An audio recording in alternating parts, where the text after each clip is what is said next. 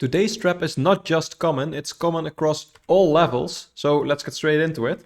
We're going to go d4, d5, and we're going to go for knight c3, aiming for the Jobava London. And the most common response is to bring the knight out, just defending the pawn preemptively. Of course, the queen is defending right now. It's just the main move in the Jobava London. And the idea is to bring our bishop out, start putting pressure on this square here.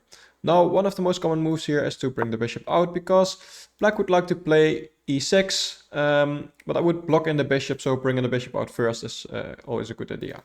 Now, there are some lines with f3 here. I'm not going to go into that, because in this variation we're actually going to play e3, which is also a very good move. And like I said, black likes to play e6 here, and we're just going to develop a knight. And so far it looks like everything's just quite normal, not much happening. And yeah, the game just continues. Black just develops his bishop, kind of attacking our bishop and getting ready to castle. So far, nothing special as well. And here we're going to bring our knight up. And this is a common idea in the London or the Jobava London. If they want to trade, that's fine. They've just lost the bishop pair. And if not, we've got a really strong knight here. And we've got ideas to bring our queen to this diagonal somewhere. Obviously not those two right now. So this is just a good position, and the most common move here is for black just to castle. And this is actually already the beginning of trouble for black. Even though it doesn't really look like we've set a trap here, we've kind of already trapped them. They have one way to get out of it, although I still think it's good for white. We're gonna play g4 here, which is the main idea in this position. And the first idea is that this pawn is defended twice, right? So they can't take because we take back, and after all trades, we've just won a piece. So that's not something they can do. And the best they can do, actually, and I'm going to show you what happens if they completely fall for it first. The best they can do is take here with the bishop. And now we're going to take this bishop, actually. Sorry, I'm messing up the moves. We're going to take here first. It looks like we're attacking two pieces now, but he can get out of it by bringing his knight here.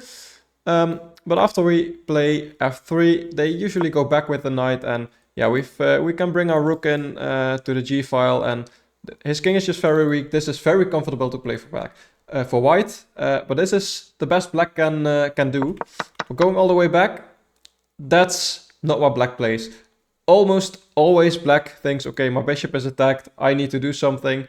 They either move here or here. Now, if they move here, we can just play f3, and it's basically forcing them back anyway. But usually they go back immediately. And this is basically lost already for black, believe it or not. We continue with h4. And we have a pretty obvious threat to just win the bishop. So let's say they do nothing, we can just win the bishop like this. The bishop has no squares. It can go here at first, but then it will be trapped. So that's something black needs to defend.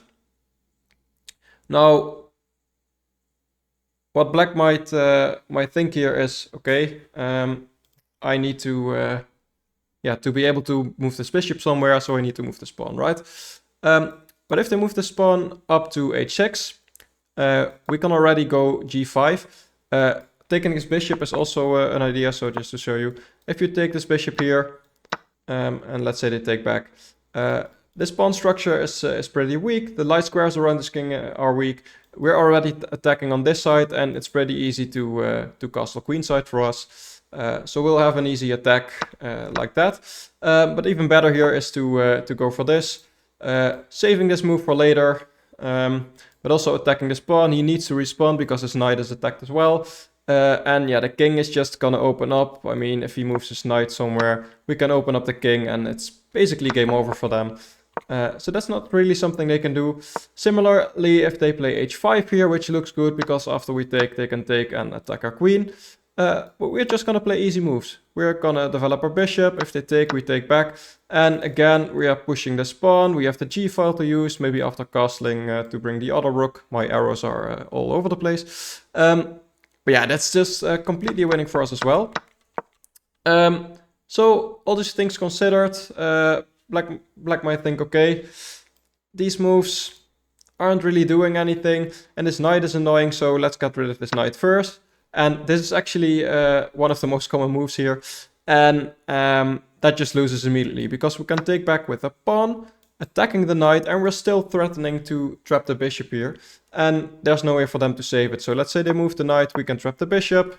Again, if they go here, we have f3. And if they don't move the knight, obviously, I don't know what they would do. We can choose between taking the knight or still trapping the bishop. Probably taking knight is just best, because then we are still threatening this trap, so they still need to deal with that. Again, this pawn can be annoying as well.